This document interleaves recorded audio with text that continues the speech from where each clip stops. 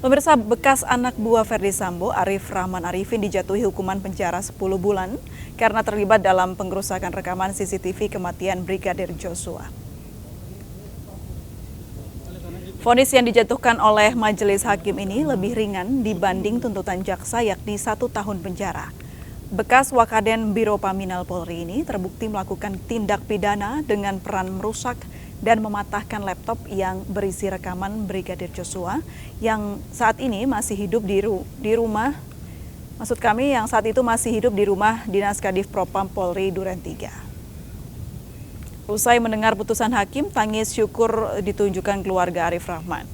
Ayah Arif Rahman langsung bersujud di ruang sidang Pengadilan Negeri Jakarta Selatan. Vonis yang diterima oleh Arif yang sejak awal sidang tampak tegang juga lebih rendah dari putusan majelis hakim terhadap Barada Richard Eliezer. Untuk itu, pada kesempatan berbahagia ini pula, saya menyampaikan terima kasih sekali lagi kepada Bapak Hakim, pada pengacara, lawyer, pada keluarga yang mendukung semua kegiatannya, dan termasuk kepada seluruh media elektronik maupun cetak yang telah memberikan informasi yang baik kepada masyarakat tentang suatu proses penyelenggaraan suatu proses peradilan yang saya melihat dan meyakini bahwa inilah suatu proses persidangan yang berjalan dengan baik sesuai dengan aturan hukum, bersifat benar dan adil. Amin, amin, amin. Sementara dua terdakwa lainnya, Hendra Kurniawan dan Agus Nurpatria, yang dijadwalkan akan mendengar vonis majelis hakim pada hari ini ditunda. Hakim menyatakan berkas putusan terhadap keduanya belum siap. Hakim memutuskan sidang pembacaan vonis akan kembali digelar pada Senin 27 Februari 2023. Sebelumnya, jaksa menuntut Hendra Kurniawan dan Agus Nurpatria dengan hukuman penjara selama 3 tahun. Sedangkan untuk 3 mantan anak buah Sambo lainnya, Cuk Putranto, Baikuni Wibowo, dan Irfan Widianto dijadwalkan akan menjalani sidang putusan pada Jumat besok. Jaksa menuntut Cuk Putranto dan Baikuni Wibowo dengan hukuman penjara 2 tahun, sementara Irfan dituntut 1 tahun penjara. Yang terhormat saudara jaksa penuntut dan kami persidangan mengucapkan terima kasih. Terima kasih. Jadi tidak ada reaktif ataupun reduktif dan pembacaan vonis tersebut.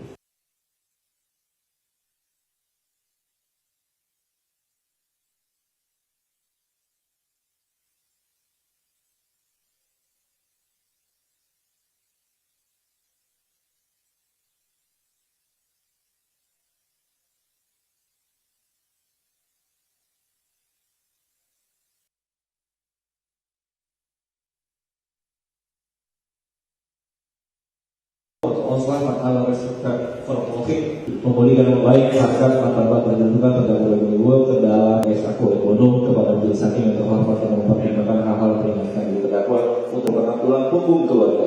4. Terdakwa telah menyesali perbuatannya. 5. Terdakwa dan majelis hakim memberikan putusan yang seadil berdasarkan proses hukum yang hasil kajian dan hakim. Pemirsa, 1 dari 6 anak buah Ferdi Sambo telah dijatuhi hukuman penjara. Arif Rahman Arifin divonis majelis hakim dengan hukuman pidana 10 bulan penjara. Hukuman ini lebih ringan dari tuntutan jaksa, bahkan disebut lebih rendah dari Barada Eliezer. Kita langsung saja berbincang dengan penasihat ahli Kapolri Irjen Purnawirawan Arianto Sutadi dan pakar hukum pidana Universitas Trisakti Azmi Syaputra. Selamat sore Pak Arianto dan Bang Azmi. Selamat sore Mbak April. Selamat sore Mbak April. Baik, saya ingin ke Pak Arianto terlebih dahulu. Pak Arianto, seperti apa Anda melihat vonis untuk Arif Rahman Arifin yang hanya 10 bulan penjara? Ya, saya agak lega ya, karena menurut saya itu 6 orang anggota Polri yang dilibatkan sebagai pidana OJ itu ya, obstruction of justice, itu menurut saya itu kan mereka sebetulnya tidak ada niat sama sekali untuk terlibat di dalam pidana yang diatur itu ya, karena semua itu sebetulnya yang melakukan obstruction of justice itu kan Pak Sambo sebetulnya. Kemudian dia menyuruh anggotanya semua itu, dan itu pun yang disuruh sepotong-sepotong, kan ada berapa 30 orang yang terlibat kemarin itu, dan kemudian setelah dipilih-pilih baru 6 yang dimasukkan dan termasuk dalam pidana itu. Nah ini kemarin yang hari ini mestinya divonis 3 tapi ternyata hanya 1, si Arif itu ya kan dituduh sebagai melanggar ITE itu ya. Tapi yang primernya nggak terbukti menurut hakim, yang maksudnya yang subsidiar itu, yang merusak laptop itu, sehingga hukumannya lebih ringan daripada tuntutan jaksa. Dan saya pikir memang ini masalahnya kan si Arief ini dulu pernah di kode etik di PTDH kan gitu.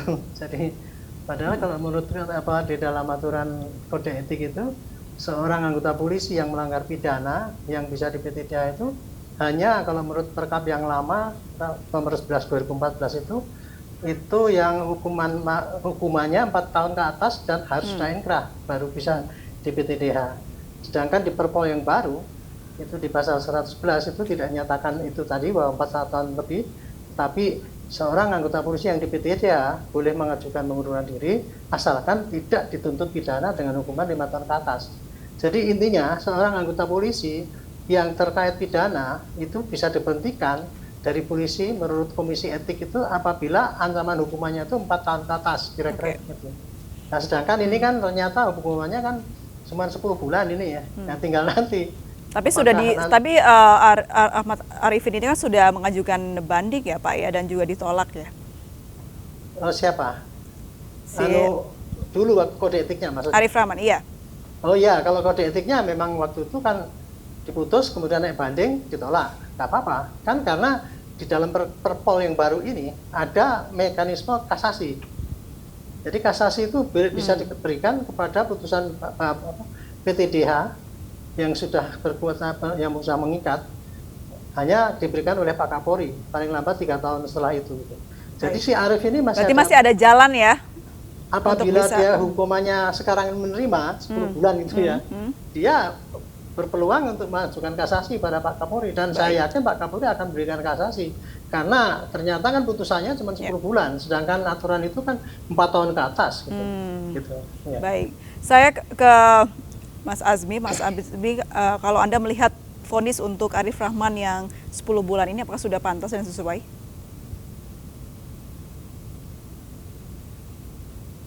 Boleh di-unmute? Baik, Mbak April. Kalau kita mengacu kepada tuntutan tentunya ya tidak alangkah lazim dengan diputuskan oleh hakim 10 bulan gitu. Karena hakim pasti melihat ini mengacu pada pasal 197 Kitab Undang Hukum Acara Pidana pada poin huruf D, F dan H. Jadi waktu hakim melihat fakta-faktanya, terus hal-hal yang meringankan tentunya menjadi dominan, dianggap ini misal Mas Arief Rahman kooperatif, tidak berbelit-belit. Beberapa kali pertimbangan hakim dalam kasus ini adalah keterbukaan. Sepanjang anggota kepolisian itu dalam persidangan memberikan spektrum positif dalam persidangan dengan tidak berbelit, menerangkan dengan terang, sehingga memudahkan dalam persidangan, karena mereka dituntut adalah Mas Azmi? Akhirnya permintaan maafnya, terus mereka menerangkan dengan sebenarnya ini loh yang sebenarnya terjadi. Inilah yang diambil oleh hakim untuk diberikan keringanan kepada Arief Rahman pada hari ini. Baik. Berarti menurut Anda sudah lazim begitu ya vonis yang diberikan oleh majelis hakim. Saya kembali ke Pak Arianto. Pak Arianto, kalau kita melihat bagaimana sidang kode etik dilakukan terlebih dahulu pada Arief Rahman Arifin ini dibandingkan dengan Richard Eliezer. Kenapa sih Pak? Kenapa Pak Eliezer ini dilakukan sidang kode etiknya setelah putusan vonis dari majelis hakim? Ya, saya bisa menggambarkan ya, pada saat itu kode etik dulu itu dijatuhkan kurang lebih sebulan setelah peristiwa Pak Sambo, itu polisi kan waktu itu dalam keadaan kalut itu ya, bertubi-tubi mendapatkan suatu musibah, suatu kejadian yang sangat spektakuler gitu ya, sehingga seakan-akan lampu polisi dicap jelek sekali. Kok ada segerombolan polisi, ada 30 orang itu di bawah pimpinan Pak Sambo melakukan perbuatan 340, merencanakan dan membunuh ajudannya gitu. Tapi setelah bersidang selama 6 bulan, kan ternyata kan tidak begitu yang terjadi. Yang terjadi itu adalah seorang Pak Sambo yang khilaf, kemudian kehilangan kendali, dia membunuh tapi dengan menggunakan para ajudannya, dan kemudian berusaha menghilangkan jejak-jejaknya itu dengan mengerahkan anggotanya semua itu. Jadi semua orang itu kan waktu kejadian itu tadi disampaikan Bapak tadi. Waktu kejadian itu memang kalut ya, karena ketika kejadian kemudian Pak Sambo itu mencoba bikin karangan yang nggak benar gitu kan, sehingga seakan-akan terjadi tembak menembak, padahal yang terjadi kan penembakan gitu. Jadi makanya tadi disebutkan oleh Bapak tadi bahwa kalau kita jujur ya pasti dihargai oleh hakim gitu. Dulu itu bisa dibayangkan apabila tidak ada Eliezer, tidak ada yang mengaku dan tidak diambil tim khusus yang memeriksa itu, nggak bisa terbuka itu kasusnya sekarang ini gitu. Nah pada saat waktu itu polisi sangat ditekan oleh media tuh kan, kok polisi buruknya kayak gitu kan. Nah sehingga Pak Kapolri ambil tindakan tegas. Saya akan tidak tegas semua yang melanggar, anggota yang melanggar dilihat. Nah waktu itu kemudian dikandangkan 30 orang itu. Nah 30 orang itu kan perannya masing-masing nggak sama itu. Pak Sambo terutama itu yang paling kuat gitu ya, dibantu dengan 4 atau 5 orang itu, sedangkan yang lain itu obstruction of justice. Nah, waktu itu buru-buru polisi ingin memberikan kesan bahwa itu melakukan tindakan tegas, berkas yang terlibat pidana disaring-saring dalam waktu 1 atau 2 bulan selesai, kemudian yang dianggap itu melanggar itu pembantu Pak Sambo langsung waktu itu diperiksa oleh ini dan disidangkan yang 1 hari selesai tuh, kode etik tuh. Baik. 1 hari selesai. Bayangkan ya, kasus yang 6 bulan diperiksa oleh hakim dengan berbelit-belit itu aja baru terungkap kelihatan setelah 6 bulan kan. Itu waktu itu diputus 1 bulan. Jadi waktu itu polisi memang cepat-cepat ingin menunjukkan konsisten untuk menindak yang melanggar. Jadi bukan karena Eliezer ini sebagai justice kolaborator ya akhirnya di antaranya begitu. Kalau Eliezer itu dihargai oleh oleh hakim ya, karena dia sebagai justice kolaborator, jujur, dan dialah kunci. Kalau dia tidak, itu nggak akan terungkap ya. Betul. Baik, untuk terkait sidang kode etik Eliezer yang akhirnya dilaksanakan paling akhir sendiri ini loh Pak. Ya, waktu itu. Itu lebih karena Eliezer ini adalah JC begitu akhirnya. Ya, karena dia kan waktu itu akhirnya ngaku diperiksa Pak Kapolri, ngaku ngomong apa adanya.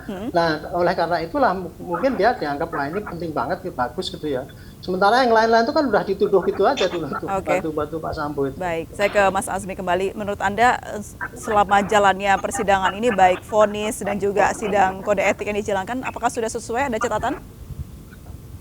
Saya melihat ada filter yang baik tentunya dari kode etik maupun majelis hakim dalam melihat fakta dan keadaan yang sebenarnya. Walaupun ini saya bilang ada karakteristik tersendiri, saya harus menambahkan kepada Baradae tentunya, kenapa di belakangan, karena memang spektrum kejujuran itu lebih dominan di Baradae, harus kita akui gitu. Di antara orang-orang saksi-saksi yang terjadi pada waktu itu ataupun orang-orang pengendalian di bawah Pak Sambo, hanya Baradae yang mungkin memilih resiko yang lebih besar, maka dia adalah di belakangan menurut saya, karena keterangan-keterangan awal itu sebelum dijatuhkan sidang komisi etik pada waktu itu tuh ya memang saling mengganjal, saling mengunci dan segala macam. Itu lebih lentur sewaktu dijatuhkan oleh kepolisian berani menindak tegas gitu loh. Inilah yang akhirnya terurai lebih mudah, tidak ada tekanan-tekanan. Maka Baradae mungkin pada sama seperti yang tadi disampaikan oleh beliau, Pak Kapolri ataupun petinggi Polri pada waktu itu sudah ada garansi kalau ini memang sampai pada akhir bisa jadi memang tidak diberhentikan sebagai wujud perhatian ataupun atensi dari Kapolri ataupun pimpinan kepolisian bahwa anak buah yang jujur sekalipun pangkat terendah tapi berani meluruskan ataupun berani membantah perintah atasan yang memang bertentangan. Nah inilah yang mungkin diberikan ganjaran, karena yang lain-lain ini kan bisa dibilang ya kalau memang ada ya Pak, andai pada waktu itu skenario Pak Sambo juga adalah bisa berjalan mulus, orang-orang yang mungkin punya petinggi-petinggi ini di luar memang terperdaya atau dibohongi oleh Pak Sambo, ya ini juga ceritanya kan juga akan berbeda gitu loh. Kalau memang ini baik-baik saja dan lurus-lurus saja, Mbak. Baik, jadi vonis dan juga status yang diberikan kepada Eliezer menjadikan pembelajaran ke depannya ya, bahwa pangkat yang paling rendah kalaupun itu jujur masih tetap dipertahankan. Dan itu sebaliknya seperti Pak Arif Rahman ini dan juga 2 lainnya sudah di PTDH. Nah, bicara soal status ini yang menarik Bang Azmi begitu ya. Apakah bisa nanti Arif Rahman dan juga 2 lainnya, Agus dan juga Hendra, bisa kembali lagi ke institusi Polri, karena tadi dikatakan Pak Rianto ada jalannya ini. Ya, sepanjang upaya hukum dengan peraturan kepolisian tadi, maka kan setiap orang boleh menggunakan segala upaya hukum sampai akhir. Jika memang kasasi ini karena memang produk putusan tadi, katakanlah di tahap banding masih ditolak, jika ada ruang di kasasi, maka perubahan putusan itu kan hanya bisa digantikan kalau ada putusan baru. Sepanjang putusan kasasi nanti menemukan fakta-fakta baru, ada keadaan-keadaan baru, dan akhirnya mengadili sendiri dengan pertimbangannya katakanlah dikabulkan, ya mungkin ini adalah satu hal baru yang memang harus dipertimbangkan oleh Pak Kapolri atau petinggi Polri gitu loh. Tapi kalau memang nanti akhirnya juga upaya hukum ini tidak menemukan satu jalan yang lebih positif, ya tentu ini juga sebuah sejarah yang memang menjadi pelajaran buat anggota kepolisian. Semua upaya harus dilakukan sampai akhir, Mbak April. Dalam hal ini kasasi harus dilakukan. Baik, baik. Terima kasih Irjen Purnawirawan Arianto Sutadi, penasihat ahli Kapolri, dan juga Bang Azbi Syaputra, pakar hukum pidana Universitas Trisakti Jakarta, sudah bergabung dan berbincang bersama kami. Semoga dengan status dari Eliezer dan juga terdakwa lainnya ini bisa berdampak lebih baik lagi ke depan, khususnya untuk instansi Polri. Selamat sore Bapak-Bapak. Terima kasih. Sore, mohon izin, Mas.